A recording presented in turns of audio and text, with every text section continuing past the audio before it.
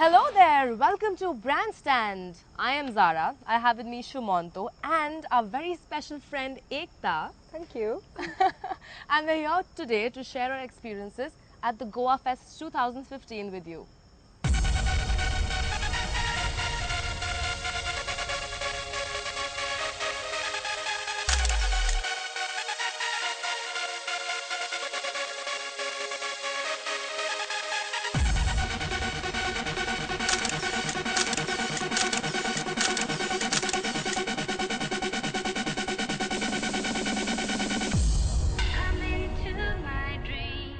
So people have memories of GoaFest, you know.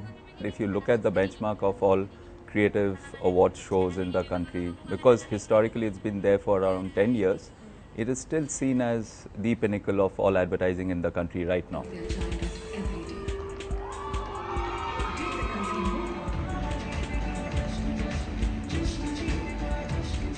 So for me, in the 10th year, we had to put up, in a sense, the best show ever in terms of impeccable processes for the awards, the award nights. The show starts in the morning, but actually, it's probably 24 hours if you see the show. Many people I know party till early hours in the morning. They're back for the shows.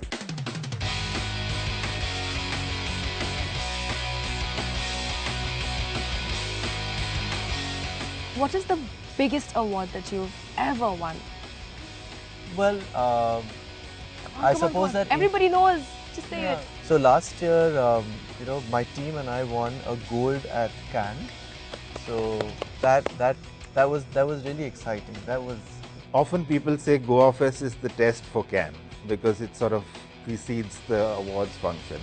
And if you win a gold normally, and golds are difficult to get at GoaFest at the Abbeys, if you do, it probably has a very good chance of picking up something at Cannes. J. Walter Thompson had maximum number of gold wins. We live for good work, we live for being recognized, and awards definitely are one way where the industry shows that, the work has been recognized. Followed by contract at the second place. We've got the people, we've got the clients. We wanted to win this year, so it's like a journey where I think we are going to go back and pick up some more clients, some more people, and then pick up more awards. So it's an ongoing cycle. I'm a firm believer that in the long run, and it has to evolve, that content will drive festivals. The awards are just the cherry on the top. A festival like this, it's going to be about both. You can't have a lot of people interested in your awards, and if you don't put up a great festival for them, they won't want to come. There were a total of 2,801 entries this time to be judged by a 222-member jury. We've selected a jury, we've narrowed the jury down. Earlier we used to have juries of probably 15 or 16 in the print and out-of-home category. I think that's where we got wrong, because there were too many voices in the room. We brought in KPMG, so we've done a lot of things to make the process far more transparent.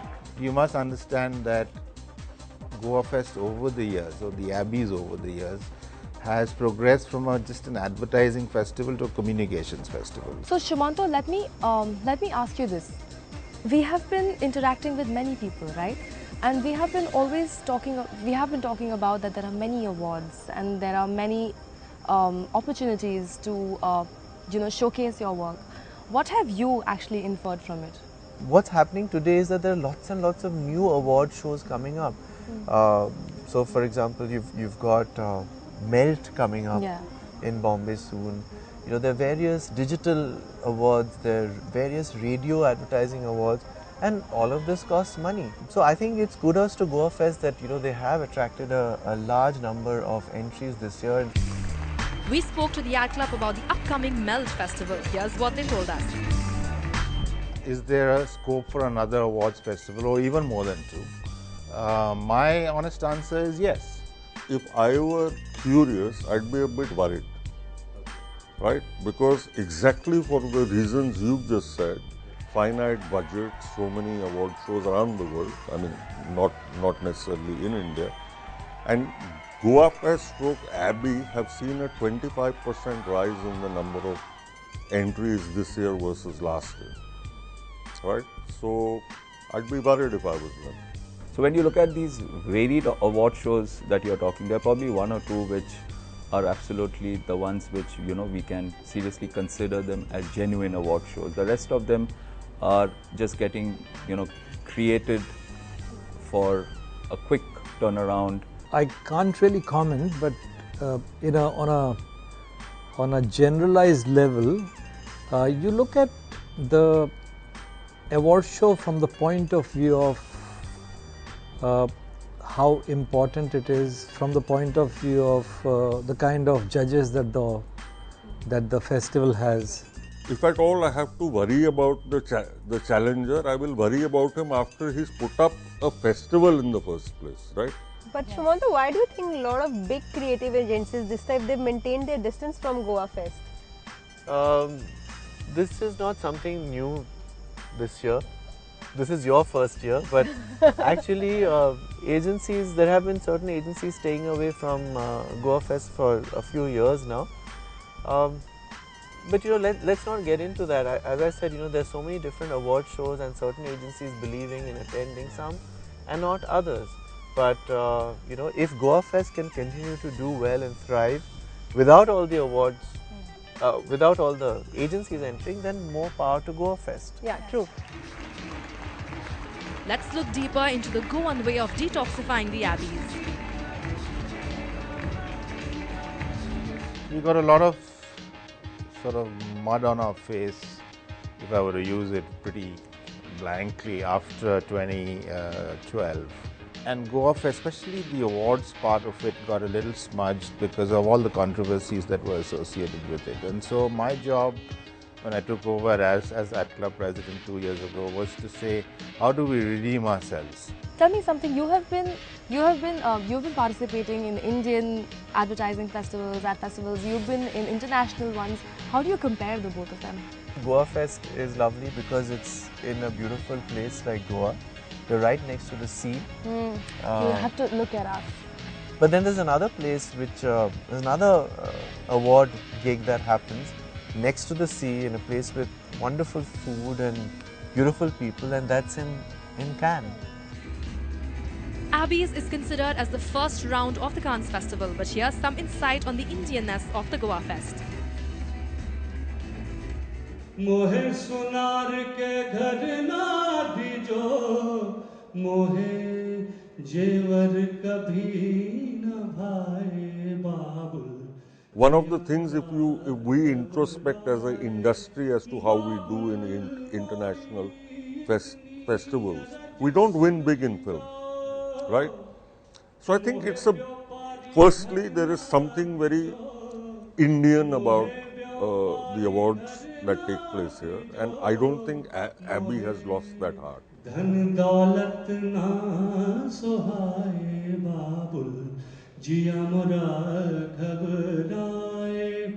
are at the GoaFest 2015 and there is a lot more coming up, so stay tuned. We'll be right back.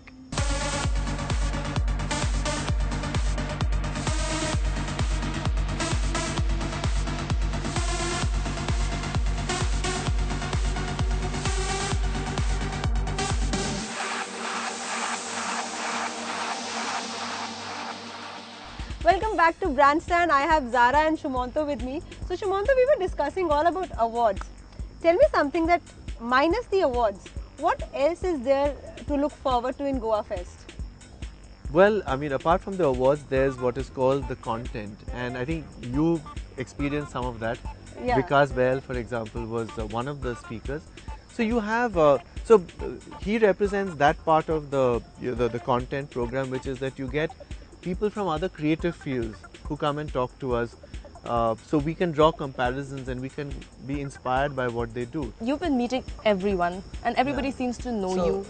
You have been attracting a lot of attention. Yeah, well, I don't know if I've been attracting as much attention as Chetan Bhagat. There we are. There were many speakers at the GoaFest, but the gold trophy for grabbing public attention goes to Chetan Bhagat. But what was he doing at the GoaFest anyway? We are not just purely talking about advertising. We are talking about people who are, let's say, are stated influencers. Somebody can be a storyteller, Somebody can be a newscaster, you can have a filmmaker, you will have advertising people, you will have technology people, you will have young entrepreneurs. People said we are a little tired of listening to different people saying the same thing to us. And that's people from within our industry sort of crystal ball gazing to come up with the one mantra, which is digital is here to stay, right? I think we've all got that. And the discourse needed to move on to other stuff. Can you think of an old idea which was recently done in a new way, which sort of gave you a new perspective to something which you already were familiar with? Can you think of something? I saw this ad, Dabur Vatika, if I'm not wrong. The model is bald, and then it's a hair oil product, and it's if I'm not wrong, like she's suffering from cancer, and then she loses her hair, and then everyone is motivating her and saying that she looks all the more beautiful and is very pretty.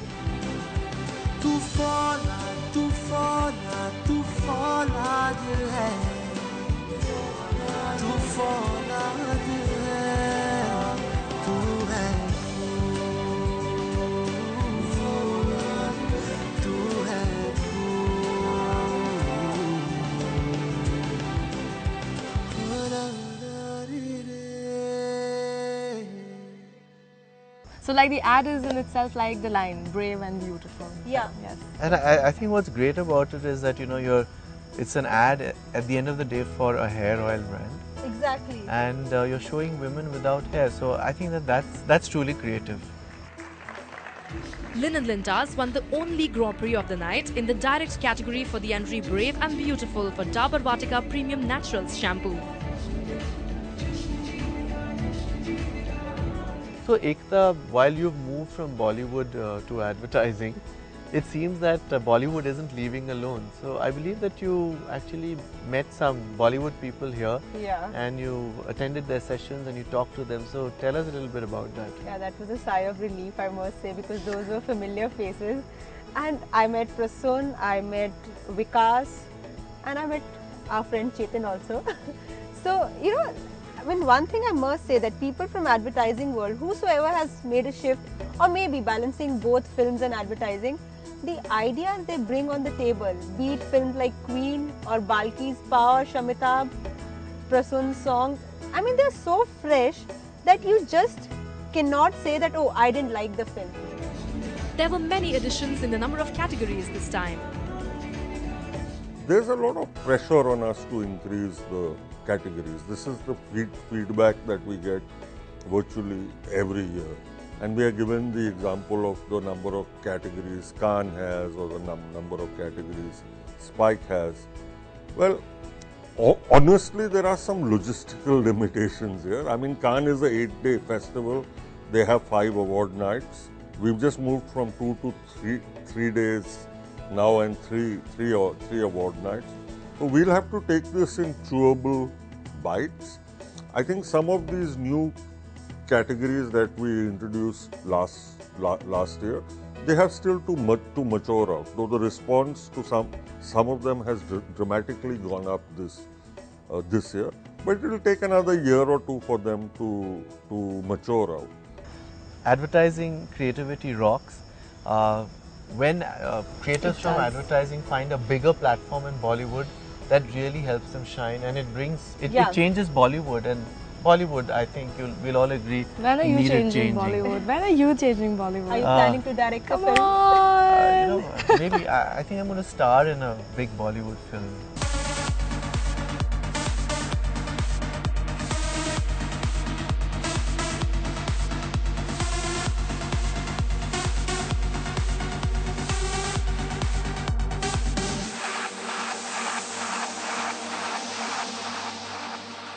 So we had a little quick swim at the pool while we were on the break, and now we're back for lots more about the GoaFest. So Shumanta, we were discussing all about awards.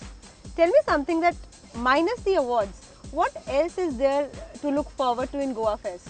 On the other end of the spectrum, there are these youth labs where there are special sort of learning modules, learning capsules, which are specially for the young people who attend these awards.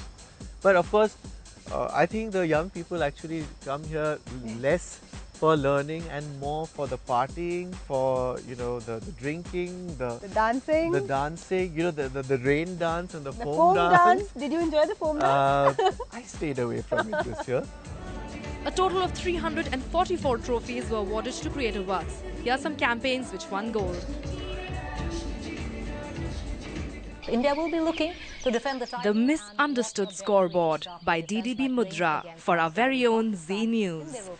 और ये उम्मीद लगाए बैठी है कि पाकिस्तान पहली मर्तबा भारत को हराकर अब कभी ना जीतने की जो रिवायत है इसको तोड़ सकता है. What better way than to use the India-Pakistan match during the World Cup to highlight this futility of war, which is how we came up with this idea for the Misunderstood Scoreboard. That to be the first boundary.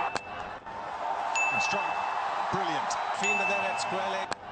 In which the loss of lives is amplified through the scoreboard, where instead of runs, you show the number of lives which have been lost on both sides of the border in this aggression and in this war, which has led to nothing.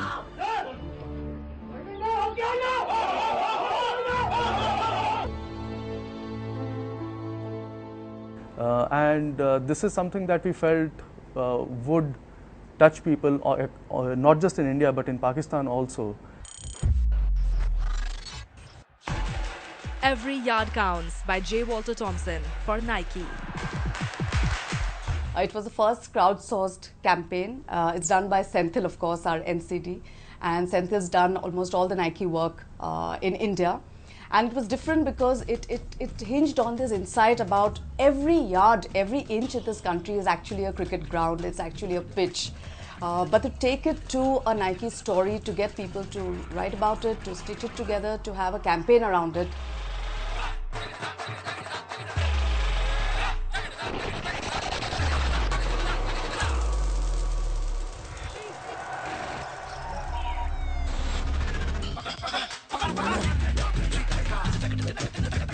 I'm partial to Senthil, and I'm partial to JWT, J. Walter Thompson, but Nike is my favorite. It's always been my all-time favorite, and I just thought there were a lot of firsts in this one.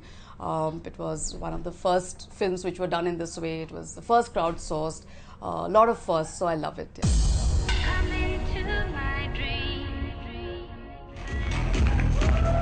And finally, here's something from the future, Brand Abbey.